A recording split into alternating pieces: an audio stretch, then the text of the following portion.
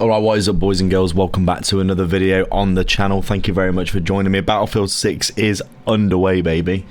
We've got the open beta coming this weekend, and I wanted to go over a few of the articles recently that have been uploaded to the Battlefield 6 website here, talking about the class system. I think this is one of the main key components of the identity of Battlefield that's been lost in recent games, especially in 2042. 2042 obviously having the hero shooter feel to it really didn't appeal to the large majority of Battlefield fans, and judging by the beta footage that we have seen so far, it looks like Battlefield is returning to a very interesting, more gritty, soldier focused, anonymous soldier focused Battlefield 3 style Battlefield, which is looking really positive.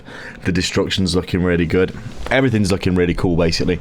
So I wanted to go over this article because I think this is really important and the main fulcrum of why I think Battlefield 6 is going to be so good. As always, please do drop a like, subscribe to the channel. We're going to be releasing footage from the open beta going into next week and the week beyond as well, so please do get involved with that when it drops. So we're just going to have a look at this article here and talk about some of the things they're talking about. So as you can see, the gameplay mechanics of classes and aspects that players have enjoyed most have evolved through the history of Battlefield. Our goal within Battlefield Labs is to test, refine the best aspects of the class system from our history and to evolve them into a cohesive vision for the future. I think one of the most interesting things recently that they've been talking about is basically, I think my favourite assault class ever was from Battlefield 1, where we had an incredible amount of explosive options where you could go and take out tanks, much more of an assault focused kind of thing rather than just basically loads of ammo and an assault rifle, which we've got in recent games, and it just wasn't very good. I just felt like those identities of the classes have really been lost, and I think one of the main things that they've been looking at is basically making sure that these classes are going to feel like individual classes. They've got their own identities and they're also fun to play as well.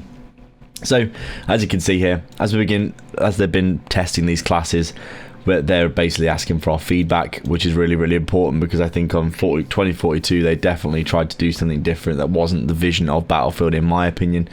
You can see the class system has obviously come back, which is absolutely ideal. Envisioning the future of Battlefield classes to be a series of interconnected systems and fundamentals that shape your role on the field while granting you the freedom to customize how you execute that role. So there are guns that are going to be not class locked, which obviously is a bit contentious, but I don't think it's too much of an issue, provided that the classes themselves have that clear identity each. And I think they have all got very interesting and unique roles on the battlefield, which I think just makes you feel like you're more part of an actual fight rather than just like running and gunning like Call of Duty, where you're basically just running around as some kind of hero with an incredibly optimized setup and you're just not really performing any kind of role, you're just basically killing people. I think Battlefield, obviously it's got much more of that vehicle centric gameplay as well. There's a lot more interfacing with different kinds of vehicles, etc., which just make the whole game loop feel much more entertaining, in my opinion. Battlefield has always had a special place in my heart, personally, as a gamer. I think the destruction being a massive key component of it, the class-based system is obviously a massive part of it as well, where basically you just have your little role on the battlefield that you can fulfill, and you feel like you're actually a part of a war effort rather than just, as I said, some kind of hero running around with some super optimized assault rifle or SMG, killing everyone and not really doing much else. But you can see here, we've got interesting customizable stuff coming. You can see there's customizable and class defining components. The customizable components empower players to explore and push the boundaries of their roles. So basically these will be different weapons and components that are not class locked, and then there'll be class locked components as well, as you can see here, and class defined components as well, where you can basically design, as you can see, pick up and go playability and reinforce the exploitations of your class identity. I think this class identity thing is the absolute main component of Battlefield that's really been lost in recent games.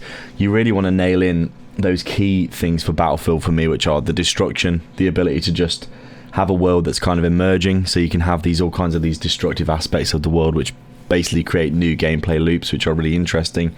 Those defined class identities are so important to Battlefield as well, having your role on the battlefield, and also those just all-out warfare, big maps, lots of vehicles, just that crazy warfare feel that's really been lost, I think, on recent games. that real gritty sense of destruction, just the general like grittiness of the game has really been lost recently. So at least judging by what I've seen from beta footage, it looks like this is all coming back, which is really interesting. But anyway, as you can see, the customizable ones, weapon loadouts, class gadgets, training and throwables, all of these different things. You get perks that unlock for certain classes, giving you certain bonuses on the battlefield. You can see there's plenty of different gadgets that you can get for each different class and different role. You can see recon aficionados specialise in intelligence and counterintelligence.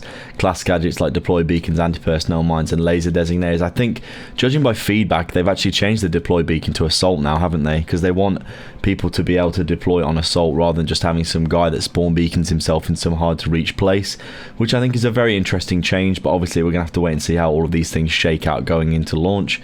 But you can see each class has a signature weapon. DMRs, carbines and shotguns remain viable options no matter your class, but obviously each class will have their own kinds of weapons as well. Overall, I think things are looking really, really interesting. We'll take a look at the class system part 2 here as well, because I think this is really important. You can see outlining the current state of the class system. Obviously things have been updated a little bit since these came out in July here, which is about a month ago now. But you can see, they've been taking in suggestions from all of the closed beta, and now the open beta coming as well is going to give them more feedback, which I think is good. They've seen the suggestions to revert the previous systems and closed weapons. They're keeping this in mind in our discussions as we aim to connect new and veteran players to the Battlefield experience. So interesting stuff. They are actually taking back in feedback in and getting people actually involved in the process of basically defining what the Battlefield experience will be, which I think they really lost in previous games, and they just tried to do something that they thought would appeal to the modern audience of hero shooter type people. But Battlefield needs to be class based. It needs to have locked identifiable classes. It needs to have lots of destruction.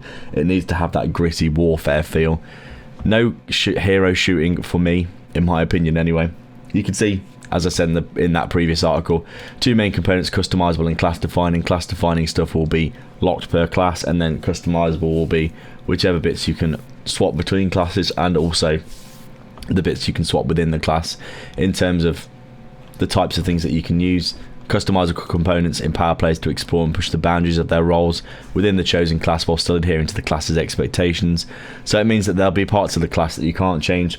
Obviously, I think if you're a support, you'll have med kits and ammo, so you'll be obviously defined into that. LMGs will be your main thing, I believe. But overall, I think this is a really, really good way that we're going into all of these. I mean, from what I've seen from the footage that everyone else has been posting, it's been looking very, very interesting indeed. Training is designed to be amplifying the unique strengths of each class. You'll have, these are basically like little perks, basically, that you can use to enhance different kinds of things that you'd want on the battlefield. So it's further ingraining as you level up throughout the game, the specific game that you're playing in.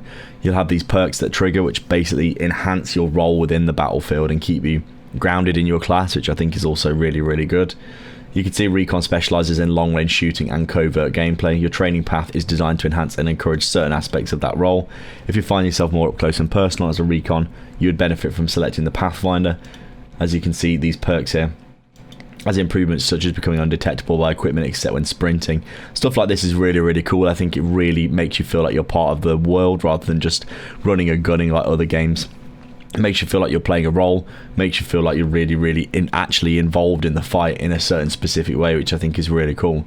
You can see each class has a signature weapon that is intrinsically connected to their class. Each of the roles each class taken in close consideration is covered in part 1. You can see here assault and assault rifles. Assaults are the ultimate infantry fighter, responsible for leading the charge and responsible for responding to situations as they arise. They have an assault rifle with this class that result in faster transitions from sprint to shoot and switching between assault rifles and other weapons. Engineers have submachine guns, and they're positioned for destruction and repair, which means they'll be in and around vehicles all the time, repairing, etc. We'll also have rockets, I believe.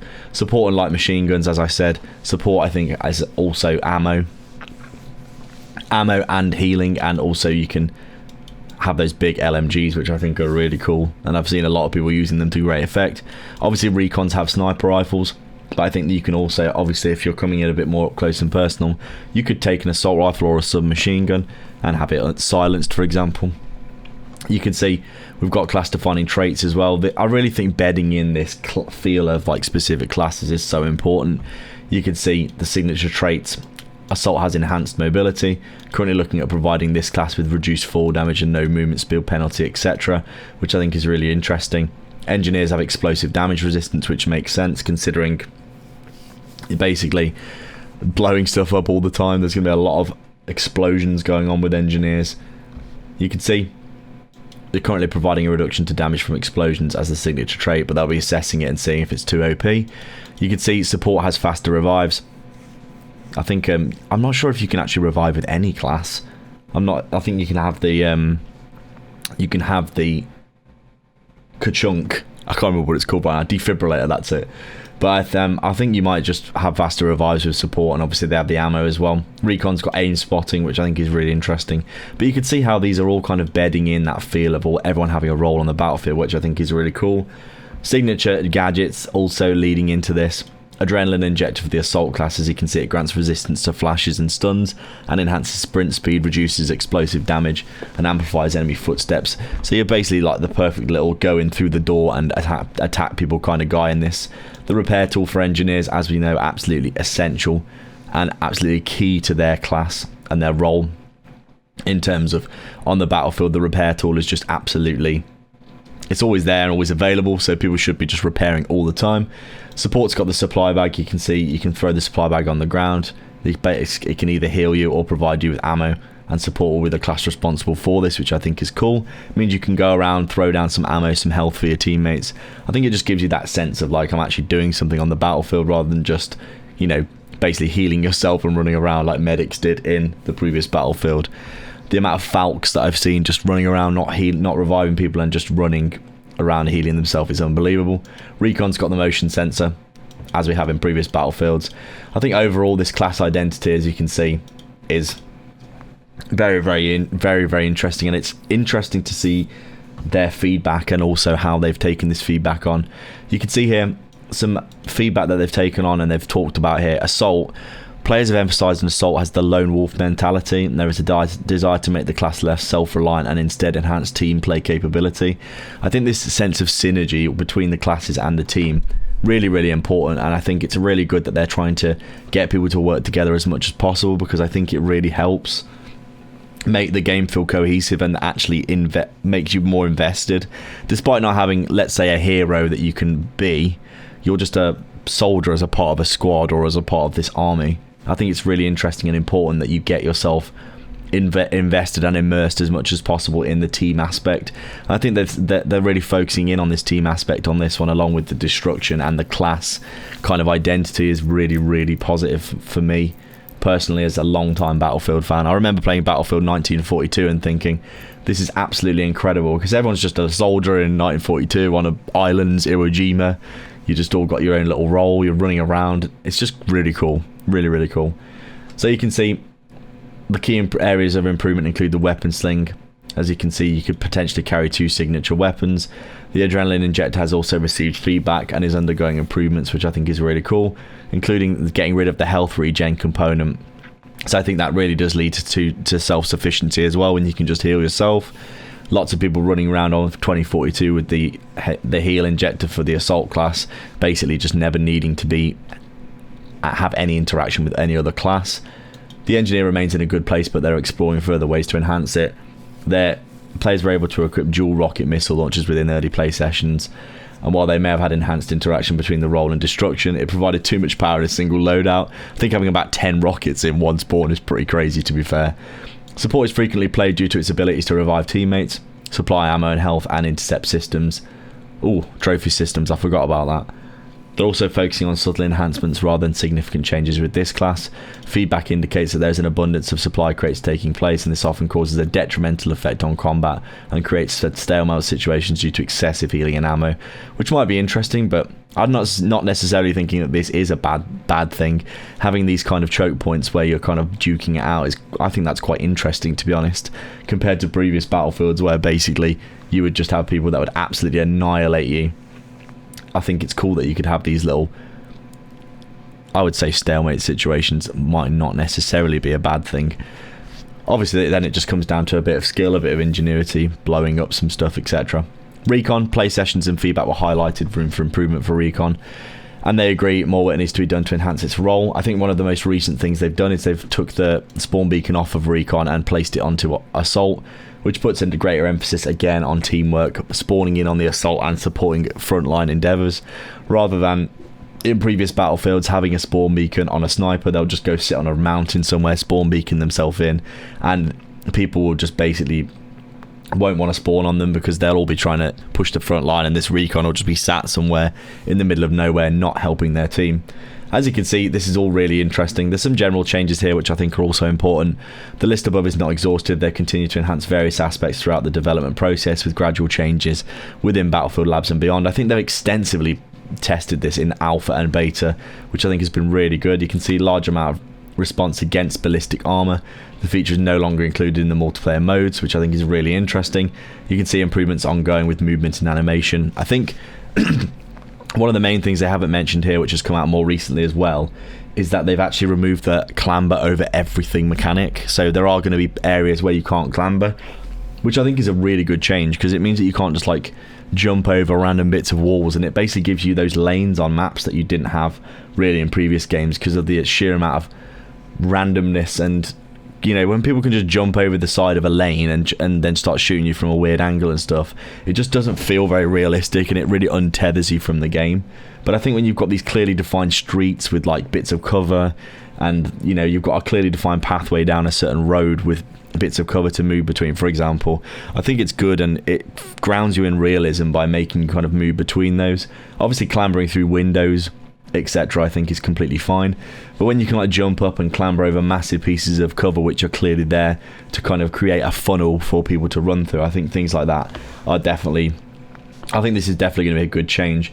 Overall, that's it, I would say, for this video. Please do like and subscribe, leave a comment, let me know your thoughts down below. Are you excited for Battlefield 6?